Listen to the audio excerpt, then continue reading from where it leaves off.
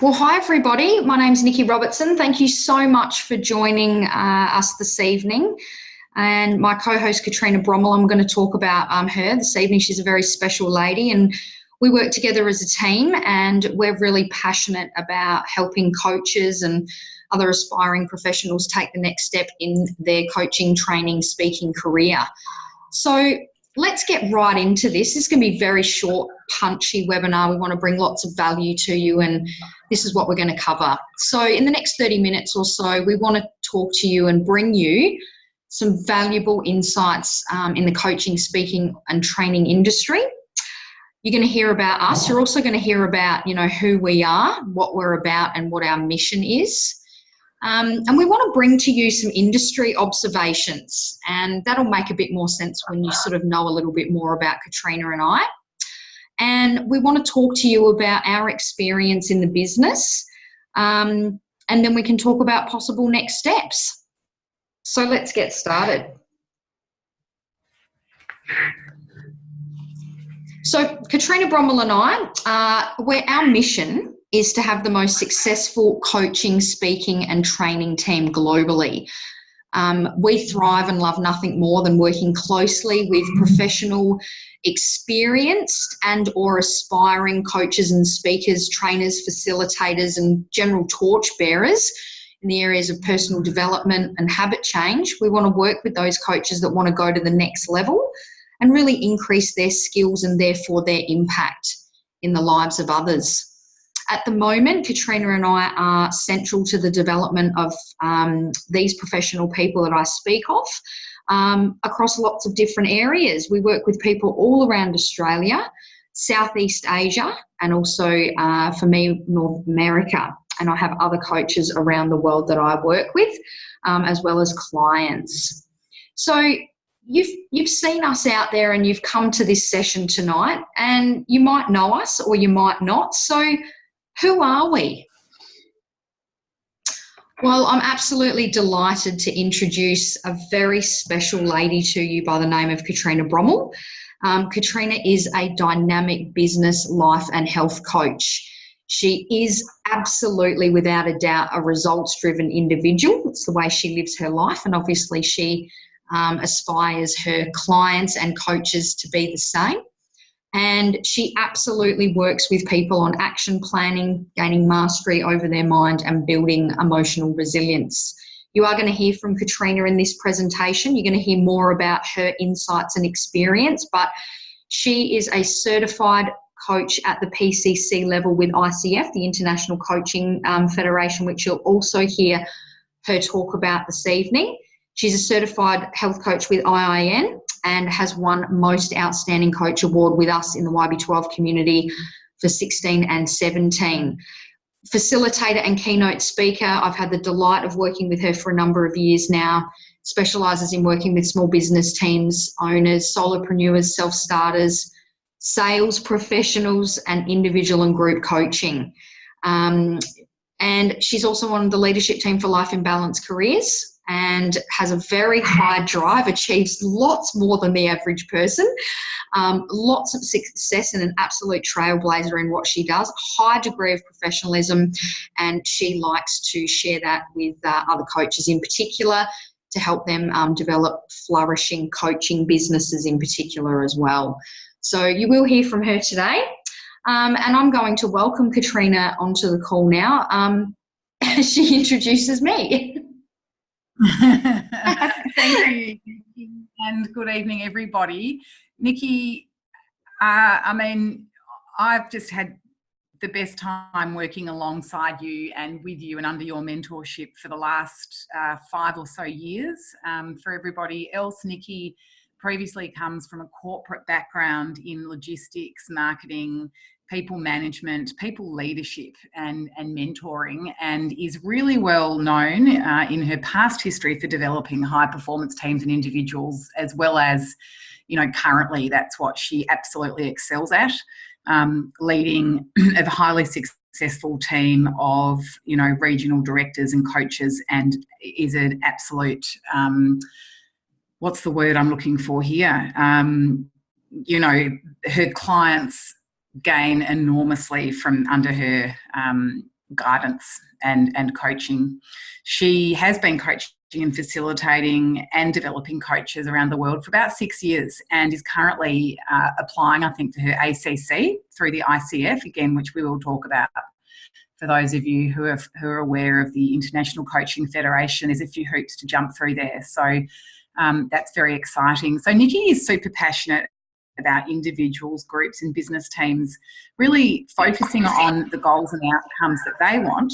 And of course, backing that up with the most important and prioritising those action steps so that they actually get the outcomes and results that they want in both business and life. It's a very holistic approach. So again, Nikki, like myself, is on the leadership team for Life in Balance Careers and develops coaches, speakers, trainers, facilitators, practitioners all around the world across all different areas, and is very passionate about working closely with entrepreneurs and solopreneurs to help them achieve what they really want, and that is to be running commercial viable consultancies and living their passion. So Nikki, I hope I've done that justice. I could talk for hours about you, but I think for the sake of this evening, that's probably enough, and anyone can find out more later. Of course, thank you. Look, and we're not really big about talking about ourselves normally, but we know that you guys want to know who we are and what we stand for. And what we're about, and that's going to lead us into the rest of this presentation. So thank you for listening to that. You can certainly read up more about us on LinkedIn and certainly talk to us more about our experience as being self-employed coaches as well. So we want to bring value to you. So I know people on the call this evening, some of them have coaching businesses, other people are aspiring already about how they can increase their impact. So we want to take a step back from all of that before we talk about that, to understand what we know about the potential market. And that's to take a further step back to have a look at what coaching, training and facilitating really is. So it's a form of development in which a person or group or organisation, or really a person called a coach, supports a learner or client or group or business in achieving specific personal or professional goals by providing training and guidance. And in the last 30 years, there's been a significant uprising and growing acceptance that due to social conditioning of people in their thinking and the automatic responses and the conformity levels that we have in the way that we think and apply that to action and strategy in life required to really live a fulfilling life cannot always be achieved on one's own. There's been a lot of look at positive psychology, the action that people take, and how we can actually harness our individual potential and drive ourselves, our lives and our businesses further. I think that, everybody that I talk to about people behaviour knows that there is a lot more that we can have, be and do in life. So we can't always find the way on our own. And there's been an increased reliance and acceptance in the coaching space, training and facilitation, that successful people on average will engage the help of others, coaches, trainers, facilitators, to help them really break through mental barriers and achieve more. So the thinking that's gotten us to this point may not be enough to get us to where we want to go. So I think everybody on the call understands. Now, if we want to have a look at some hard statistics, I personally speak to a lot of people around the US. I would speak to hundreds of people a year. And I do look to the US because it's a representation of the rest of the world in some regard in the Western society. But one of my coaches put some of these statistics across to me, and I think that they're interesting. I think that you'll find that the self-improvement industry was worth $9.9 billion in 2016. And the self-improvement covers a myriad of things, doesn't it? It could books and coaching and seminars. It also includes that sort of pocket of people, big portion of people that are reading things, downloading podcasts, but they're still maybe not getting traction. And that's where coaching comes in. The industry is growing. It's forecast to post a 5.6% average yearly gains from 2016 to 2022, where that market would be worth $13.2 billion. So That's significant. And so I guess my talk to that is really around how much of this do you want? There's a lot to be said for this market, and certainly if you know the right ways to get in front of people, which we will be talking in more detail about this evening, you can understand that there is a significant opportunity for you to align yourself with the right people, support them with the right messages, understand what they need, and take them to where they want to go. So I adore these conversations. So what we're going to do now, I'm going to refer back to Katrina as we move into having a little bit more of a general chat about the International Coaching Federation and some of the statistics and benefits of coaching around that. Thanks, Katrina. Yeah, no problems. Thanks for sharing that. It's fascinating, isn't it, that, what you were just saying then about the translation of people's education in the self-improvement industry and how that does or doesn't actually kind of play out in their businesses or lives. And that's where that gap is that we know what to do, but we don't necessarily do it. Or we don't, we know what to do. We know how to do it in many cases, but we don't. So yeah, there really is a big gap there that needs to be bridged. The ICF is, it's the golden, and I think they call themselves the golden standard in coaching around the world. And there used to be a couple of others. I know that ANZI used to be one, the Australian and New Zealand Institute of Coaching, I think it was called. But they folded and they didn't last. And so for anyone who's really, aspiring to be a credible coach and have some certification behind them, looking at programs and affiliations with ICF is always interesting. And that's kind of where we try and get a lot of our figures from as well, and our stats when we're looking at the industry. The most recent study that the ICF have done was back in 2016. That was done by PricewaterhouseCoopers, and there was the survey suggested that there are around about 64,000 coaches globally, 90% of who are active. Now, of course, there's varying degrees of activity, but the specialty coaches command well in excess of $100,000 a year in kind of annual salary. And remembering, of course, that a lot of coaches are part-time. And when I say part-time, I mean, it's a lifestyle business, of course, as well in many situations, isn't it, Nikki? So, yeah. Not everybody is kind of out there working a 9-to-5 job. In fact, probably really very few. But some of the statistics I think that, I thought were kind of interesting that I like to talk about is that there is a growth at the moment in the number of clients coaching are working with, in the average fees, in the number of coaching sessions being offered and being taken, and also in annual income. So, as you suggested, the life coaching industry, the business coaching industry, and the executive coaching, the growth projection is around 6.5 to 7%. So it really is growing, and there are solid opportunities.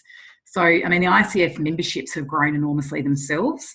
And, and that's, I think there's, something like 20,000, and that was back, actually the statistics for that are quite old. So, it'd be well in excess of probably 30,000 members now, I'd say now. So, it is really a viable opportunity for ICF. So, when we look at how to make coaching work, this is what I really find fascinating. We need to, who are the people who value coaching? So, these are small businesses, leaders, emerging leaders, executives. And the best thing I find for coaches and trainers to do is to really niche in hard, to build a brand around a really specific problem. And some examples, and certainly not limited to these, but things like, procrastination, productivity, personal development, confidence, relationships, emerging leaders, and there's many, many more kind of niche areas that you could get into, solopreneurs, and then there's the industry specifics as well, of course. What I find also really interesting is that, some of the benefits that have been reported are things like productivity, which has been, 53% of executives find that they've had a massive increase in this. Organisational strength, customer service. This is with business coaching. Retaining executives, the retention of people who received coaching is very high. Their businesses received cost reductions, and bottom line profitability flows on from that. Teamwork increases up to about 67%. Job satisfaction, there's reduction in conflict. Organisational commitment is a really big one as well. Working relationships with clients, and these are all things that, as coaches we work on and go in and deal with, the team efficacy really. So, what I find is that 10 years ago, most companies engaged a coach to help fix toxic behaviour at the top level. But now what we find is that most coaching is really about developing the capabilities of high potential performers and people who want to get to the next level.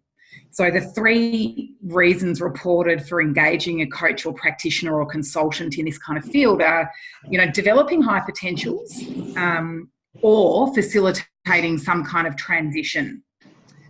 Or the second reason is to act as a sounding board. And the third reason is to address any derailing behaviour. So they're the things. But, I suppose, at an organisational level, if we were to look at the benefits, Nikki, you'd be looking at allowing a fuller and more comprehensive use of the individual's talents and potential. A demonstration of commitment to individuals and their development, definitely a higher organisational performance. Increased creativity, which is something that's fairly undervalued, but then that leads to such learning and knowledge. Clearly, the coaching motivates people, and that's one of the biggest, most obvious flow-on effects. And it can certainly facilitate the adoption of a new culture or management style, and it improves relationships between people and departments. And there are plenty of stats that prove the efficacy of coaching. So just to finish up, I think, because I could talk for hours about this, but, 4 benefits identified by clients from an ICF survey, 80% improved their self-confidence. Wow. 73% of clients improved their relationships, and 72% improved their communication skills, and 67% of clients improved their work-life balance. So when you look at all of those kind of factors, they're actually fairly holistic in terms of, they're broadly applicable to both professional and personal life. So to me, that's one of the standouts about coaching, and one of the things that I absolutely love is that you don't leave work at work and home at home. It's all very interrelated, and once people start to see an increase in one area, it flows on so beautifully to the next, and people just see this upward spiral's not the right word, but this upward lift in everything going on for them. So, Nikki, really, I suppose what they estimate that, the coaches globally are bringing in an annual income over $2 billion a year. As you said before, it's kind of about, well, how much of this do we want? As coaches, to me, 99% are satisfied with their overall experience. And in terms of a return on investment, 68% of individuals make their investment back, at least make that back, once they've finished their coaching. So the return on investment is huge, and companies, there's 86% that make their return on investment back at least. So it's there. It's plain to see. Wow, that was wonderful, and I love listening to those figures. And I do just want to make a specific point at this point here that we're not here to represent ICF at all. We are. Yes, we've worked with ICF for our own personal certifications, but that's not really what this presentation is about. We're just bringing world quality standards to you. We want to bring numbers, we want to bring dimension, and I think you're understanding that the punchline here is that it is a rapidly growing and evolving industry. So any business that you're running, you want to see the market potential. I think on the other side of it, coaching isn't for everybody. But if you find that people gravitate to you for advice and you seem to know the answers, or you're already running a coaching consultancy at the moment, you would know exactly what we're saying here, that you usually get bitten by the bug and you love to help people, being able to apply your energy and efforts and time geared in the right way to build up a commercially viable business. There is a lot of work to be done in the space of helping people change their thinking, tap into their potential, get an action plan. I mean, these are things that the world is telling us that it needs, and the rise up of ICF. Well, the other thing, sorry, Nikki, just on that, you're absolutely right with regards to all of that. And the other thing is, there was a 2018 study by the Training magazine, and they say that, so we're talking about coaching and training, So organisations spend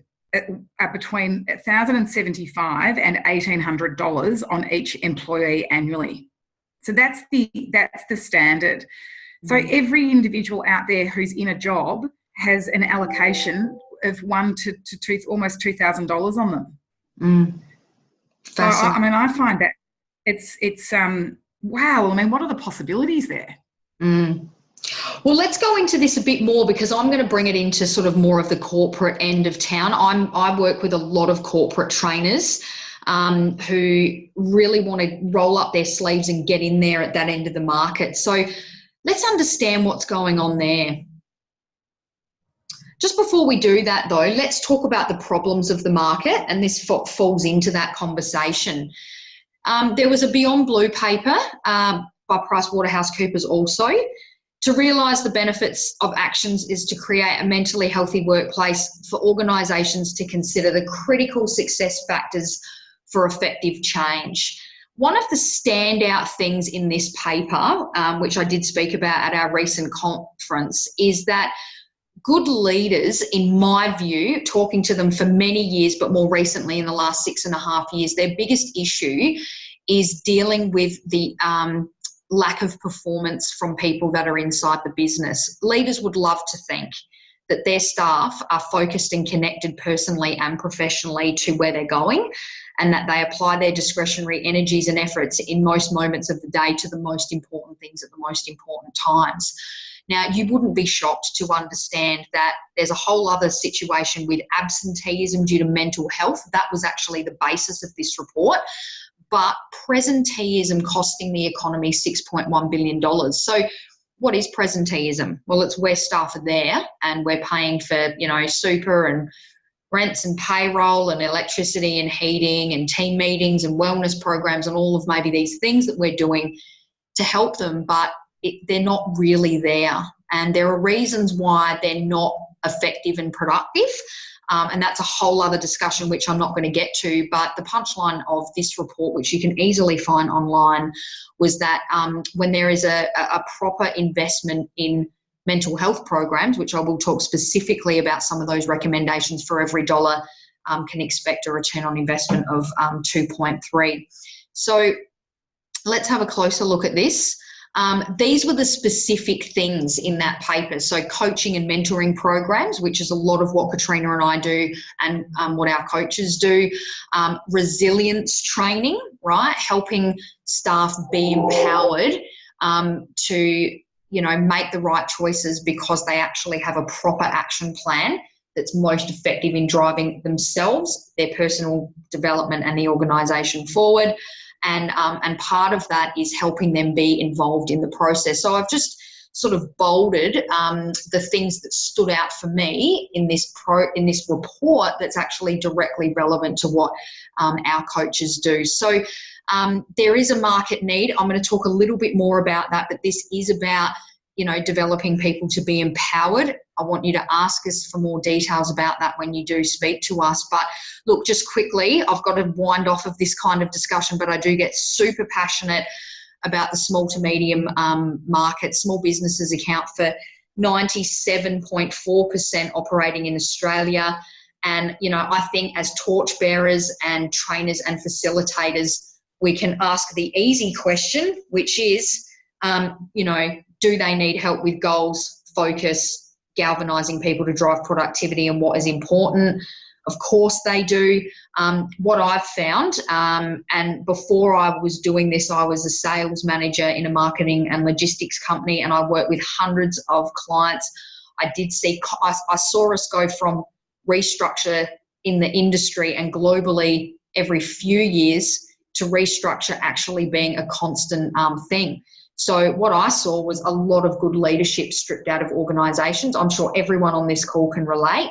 And what that means is, and what I know, is that when we go into small, medium and large businesses and we offer them a framework for empowering their staff in these ways, they're very interested, because sometimes they don't have HR.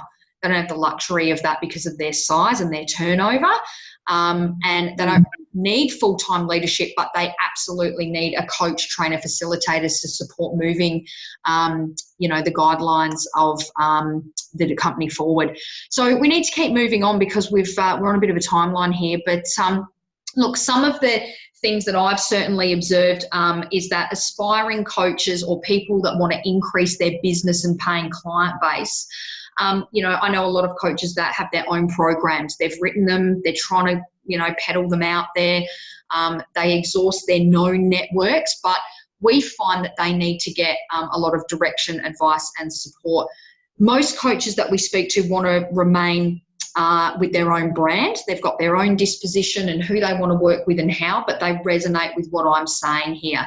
So the key things are being able to directly articulate the benefits of coaching or programs to leaders. I speak to so many coaches, and even just asking them what they do, it can be a bit confusing for them. We have to get cut through. We need sometimes to have a proven methodology for getting in front of eyeballs. Katrina inspired that word, but it is important, getting in front of people and explaining to them what you do in a way that gets cut through, that leads them to put their hand up and say, I want to be your client. And look, I'm sorry, this is a fairly audacious statement, but we need to present a case to people. The industry's gone on for, a long time now. It's still getting, traction, but we still have a responsibility to educate people of these benefits that we've been talking about, and doing it on one's own can take a long time. And the other thing is, I think having direct advice and support from actual successful coaches, not course advisors, but people that have rolled up their sleeves and been in the dunes and have gotten in their cars and driven out and fronted audiences and run a business and paid the bills off of that. They're the sort of people that I aspire to, and I think we should all look to where the success trails are. So Katrina and I certainly are those people, and we're lucky because we've been surrounded by the best. So you have to deal with people that have made a good living in this industry, and I'm being really candid about all of that. So we are on a time limit this evening. Look, we don't really ever talk about this, but the timing of this conversation tonight is really interesting. Katrina and I have just flown back from the Gold Coast. We had our international conference on the 13th and 14th of July. Katrina Brommel and I were both facilitators in that conference, and Katrina and I also were both people that, 5 and 6 years ago said that we wouldn't really front groups. So it's through our development and the lucky people that, we've been around, we do really enjoy a very nice lifestyle. Having said that, though, we do work really hard, but, we're pretty determined to help people change. So you can talk to us more about that. This literally was a couple of days ago, and we had a great time. So we are going to finish off. I'm just going to ask Katrina a couple of quick questions before we dial off of this call tonight. You've been so good to listen to us. And Katrina, I guess just to finish off this session this evening, I might just ask you in your mind about what has been a couple of top highlights from the last, 5 years of your coaching career, if you don't mind. Yeah, wow. Well, just a couple. Yeah, I would say, personally, it's really working with small businesses and their teams has been one of the best. Working with them over time, delivering solid outcomes, watching teams, have the personal growth that leads to the professional development and the results that the company's looking for. But small companies who, as you indicated before, can't necessarily, I mean, their leaders are so, what I found is that their leaders are so busy doing rather than leading. You know, these people at that level, they're in the job so much that they need people like us to go in there and help them. So to me, that's been, you know, I know that's a very broad thing, but a big highlight. And look, personally, the second highlight for me would be, you know, smashing through my income goals, you know, much sooner than I ever thought possible when I started coaching. You know, I just didn't really expect it to happen as quickly as it did. So they're two kind of punchy, you know, highlights for you, Nikki. Yeah, well done. And I might just ask you, you know, what would you say to anybody that's thinking about, you know, really going to the next level in this space? What would you say to them, given your experience? Do you know what? The first thing I would say is back yourself. You know, you need to have belief in yourself and the product and the system that you're using, whatever that is. And you know, I think that's the number one thing, and you've got to continue investing in yourself and your business. And if you don't do that, you remain stale and stagnant. And I believe in the ability to offer, you know, have a kind of a fairly broad range of products that you can go out and offer to clients and be flexible with that approach. Because if you don't, you're a bit pigeonholed, and you need to be able to flex for what different individuals and you know, small businesses or larger businesses, what they actually need. Awesome. I love it. I love it. Is there anything you wanted to ask me, Katrina? Oh, I mean, Nikki, you know, as you said before, we could speak all night, I think. I mean, I guess if you could perhaps share with the rest of the callers what you've done to generate the results that you've generated in the industry yourself. Yeah. The three key things you would say. Yeah, so I think, you know, I'm going to be really honest. 6.5 years ago, I had never done any speaking, coaching or official training. So, you know, what became evident to me was I've been around people and I understood people behaviour, but I think getting cut through to get a tangible result. So I think one thing that's important, you know, for me was to actually look for people that were very successful already and listen to what their insights were, go where the success is.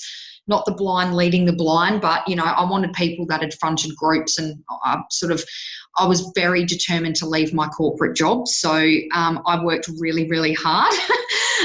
So, you know, I don't think that being self-employed, and again, we do work with people that are part-time and in part-time jobs and build up commercially viable businesses to get into this. That certainly was my journey as well.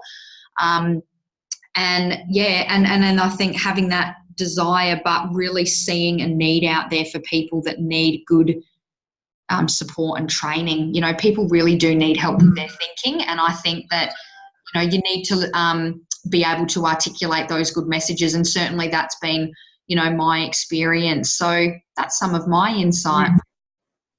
Yeah, wow, I'm sure everyone that's been listening has benefited from that. I mean, it's a big industry and we can all learn so much from each other and continue to do so. Yeah, well done. So thank you. No, thank you, Katrina, and it's been great hearing from you, and thank you for your time. And look, we hope that you've enjoyed this brief, candid discussion about the industry. If you've enjoyed hearing about this, and you've enjoyed hearing from us and these insights and experiences, and you might be at a point where you're serious about finding out more how you want to take the next step in this career and space to increase your impact to others, even if you're running a consultancy. A lot of people, I know there are people on the call tonight that are already running their own consultancy. If you want to increase that and you want to talk to us about some of the methodologies that we've touched on tonight, I would invite you to basically text your name to Katrina. We can have a one-on-one discussion with you. We can just go into more of our detail and how we did it, and hopefully that will help you. There's no pressure. Again, it just loops back to the fact that we want to align ourselves with professional coaches that are serious about making a difference in the lives of others. So there is Katrina's number. I'll read that out to you now. If you can note it down, 0409 010 769. If you text Katrina, and we will be very happy to have a brief, no obligation, confidential discussion with you.